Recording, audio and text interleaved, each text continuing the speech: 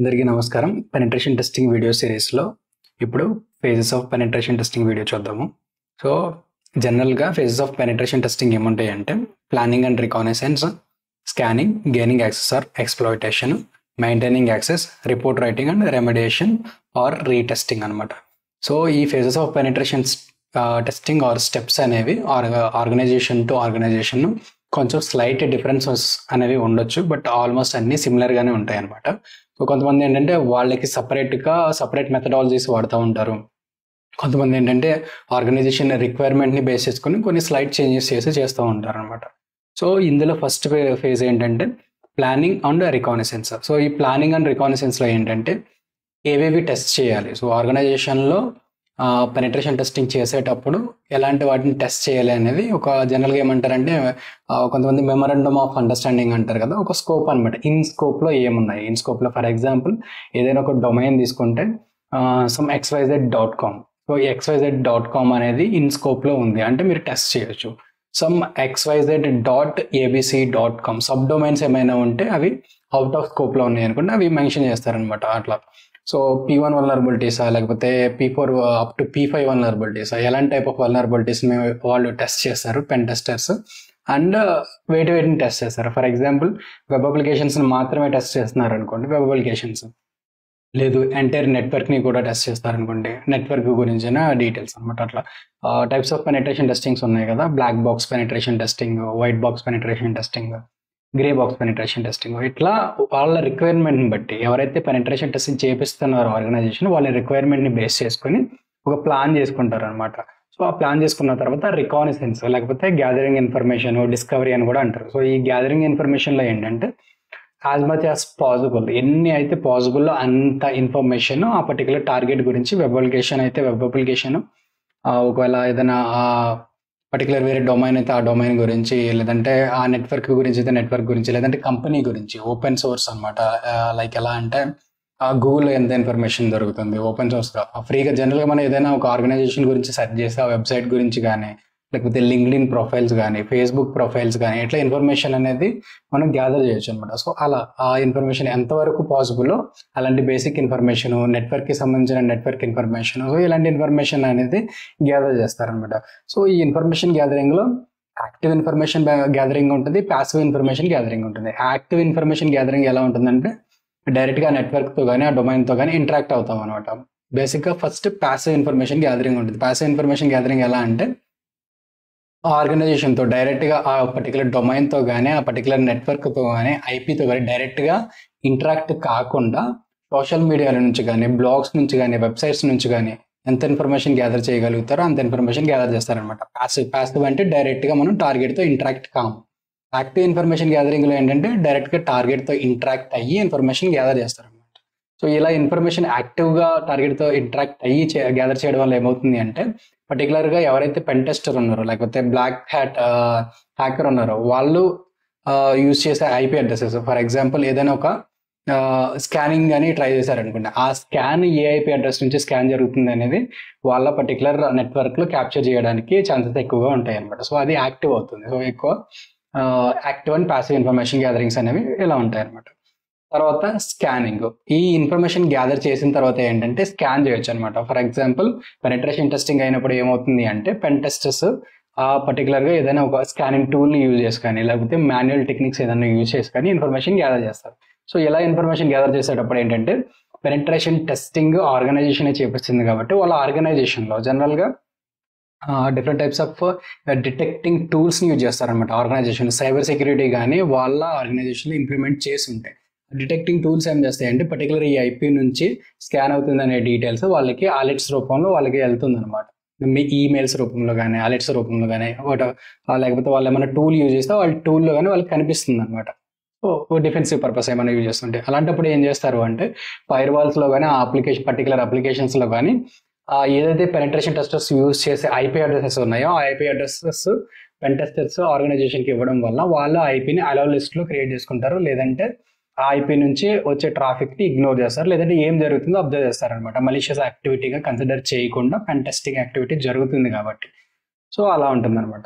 So అప్పుడు ఆ scanning activity అని కంప్లీట్ అయిన తర్వాత ఏం జరుగుతుంది అంటే అందులో ఉన్న ఐపీ అడ్రసెస్ అన్ని ఏ ఐపీ అడ్రసెస్ ఉన్నాయి అదవుతుంది, ప్లస్ ఓపెన్ పోర్ట్స్ ఏమున్నాయి, ఆ ఓపెన్ పోర్ట్స్ ఏమైనా ఉంటే ఏదైనా వల్నరబుల్ పోర్ట్స్ ఏమైనా ఉన్నాయా అనే ఇన్ఫర్మేషన్ గ్యాదర్ చేయడానికి స్కానింగ్ అనేది యూజ్ అవుతుంది అనమాట. స్కానింగ్లో కూడా 2 టైప్స్ ఉంటాయి అనమాట.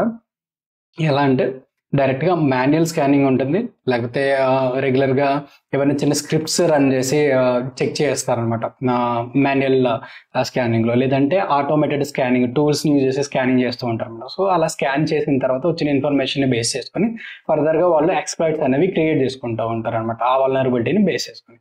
తర్వాత gaining access or exploitation. Previous step ఏదైతే ఉందో స్కానింగ్లో, ఈ స్కానింగ్లో వచ్చిన ఇన్ఫర్మేషన్ యూజ్ చేసుకుని తర్వాత యాక్సెస్ గెయిన్ చేయడానికి ట్రై చేస్తారు, ఎక్స్‌ప్లాయిటేషన్స్ని క్రియేట్ చేసుకుని అనమాట. ఫర్ ఎగ్జాంపుల్ ఏదైనా ఒక పర్టికులర్ సర్వీస్లో కానీ పోర్ట్ నెంబర్లో కానీ వల్నరబిలిటీ ఉందనుకుందాం. ఆ వల్నరబిలిటీని యూజ్ చేసుకుని ఏం చేస్తారు అంటే ఒక ఎక్స్‌ప్లాయిటేషన్ అనేవి క్రియేట్ చేసుకుని ఆ వల్నరబిలిటీని ఎక్స్‌ప్లాయిట్ చేస్తారనమాట. వల్నరబిలిటీ అంటే ఏం లేదు, ఏదైనా ఒక లూప్ హోల్ కానీ ఆ సాఫ్ట్వేర్లో ఉన్న ఒక బగ్ అని చెప్పొచ్చు. దాన్ని యూజ్ చేసుకుని మనం హ్యాక్ చేసి ఏదైతే యాక్సెస్ని గెయిన్ చేసుకోగలడానికి యూజ్ అవుతుందో దాన్ని వల్నరబిలిటీ అనొచ్చు అనమాట, సింపుల్గా చెప్పండి. అండ్ తర్వాత మెయింటైనింగ్ యాక్సెస్. సో ఎక్స్‌ప్లాయిట్ చేసిన తర్వాత మనకి యాక్సెస్ వచ్చిన తర్వాత జనరల్గా యాక్సెస్ మెయింటైన్ చేస్తేనే మనం ఫర్దర్గా ప్రొసీడ్ అవ్వగలుగుతాం అనమాట, ఎక్కువసేపు యాక్సెస్ ఉంటే. సో దీనికోసం ఏం చేస్తారు అంటే బ్యాక్ డోర్స్ కొన్ని ఇన్స్టాల్ చేస్తూ ఉంటారనమాట. బ్యాక్ డోర్స్ ఏం చేస్తాయి అంటే ఆ కనెక్షన్ని లైవ్గా ఉంచుతాయి అనమాట, డిస్కనెక్ట్ కాకుండా. ఫర్ ఎగ్జాంపుల్ సిస్టమ్ని కానీ రీస్టార్ట్ చేసినప్పుడు మనకి ఆ యాక్సెస్ అనేది డిస్కనెక్ట్ అయిపోయే ఛాన్సెస్ ఉంటాయి, ఏవైనా మనకి బ్యాక్ డోర్స్ అనేవి మనం అందరూ ఇన్స్టాల్ చేసి లేకపోతే. సో అలాంటప్పుడు మెయింటైనింగ్ యాక్సెస్ కోసం బ్యాక్ డోర్స్ అలాంటివి ఇన్స్టాల్ చేస్తూ ఉంటారు. ప్రాపర్గా యాక్సెస్ మెయింటైన్ చేయడం వల్ల ఇది ఏముంటుందంటే ఇన్స్కోప్లో అనుకున్నాం కదా ఇంతకుముందు ప్లానింగ్, ఆ ప్లానింగ్లో ఏంటంటే పర్టికులర్గా ఒక 1 వీక్ టైము లేకపోతే 2 డేస్ టైము 3 డేస్ టైము ఈ పెనిట్రేషన్ టెస్టింగ్ అనేది జరుగుతూ ఉంటుంది. ఆ టైంలో వాళ్ళు ఏం చేస్తూ ఉంటారంటే ఒక ఇన్స్కోప్ టైం ఉంటుంది అన్నమాట, ఒక టైం రేంజ్ ఉంటుంది. ఆ టైం రేంజ్లో వితిన్ టైంలో కంప్లీట్ చేసుకోవాలి ఈ పెనిట్రేషన్ టెస్టింగ్. సో దానికోసం ఎంత టైం అయితే అవసరం అవుతుందో ఆ టైం వరకు యాక్సెస్ మెయింటైన్ చేసుకోవడానికి బ్యాక్ డోర్స్ అలాంటివి ఇన్స్టాల్ చేయడం వల్ల పాసిబిలిటీస్ ఉంటాయి అనమాట. ఒకవేళ సిస్టమ్ రీస్టార్ట్ అయినా, ఇంటర్నెట్ డిస్కనెక్ట్ అయ్యి మళ్ళీ రీకనెక్ట్ అయినా జనరల్గా ఏం జరుగుతుందంటే ఏదైనా ఎక్స్‌ప్లాయిట్ చేసినప్పుడు ఆ ఎక్స్‌ప్లాయిటేషన్ యాక్సెస్ అనేది మనకి కంప్లీట్గా ఉండదు అనమాట. సో దానివల్ల ఏంటంటే యాక్సెస్ మెయింటైన్ చేయడం కోసం కొన్ని టూల్స్ లేకపోతే కొన్ని బ్యాక్ డోర్స్ అనేవి ఇన్స్టాల్ చేయాల్సి ఉంటుంది. నెక్స్ట్ స్టెప్ వచ్చేసి report writing and remediation. So ఈ పర్టికులర్గా ఈ ఫస్ట్ ప్లానింగ్ తర్వాత రికానిసెన్స్ ఏదైతే ఉందో గ్యాదరింగ్ ఇన్ఫర్మేషన్ దగ్గర నుంచి scanning, gaining access and exploitation, maintaining access ఇవన్నీ చేయడానికి ఎలాంటి స్టెప్స్ ఫాలో అయ్యామో రిపోర్ట్ ఒకటి క్రియేట్ చేసి మనం ఆర్గనైజేషన్కి ఇవ్వాల్సి ఉంటుంది అనమాట, పెన్ టెస్టింగ్ రిజల్ట్ రిపోర్ట్.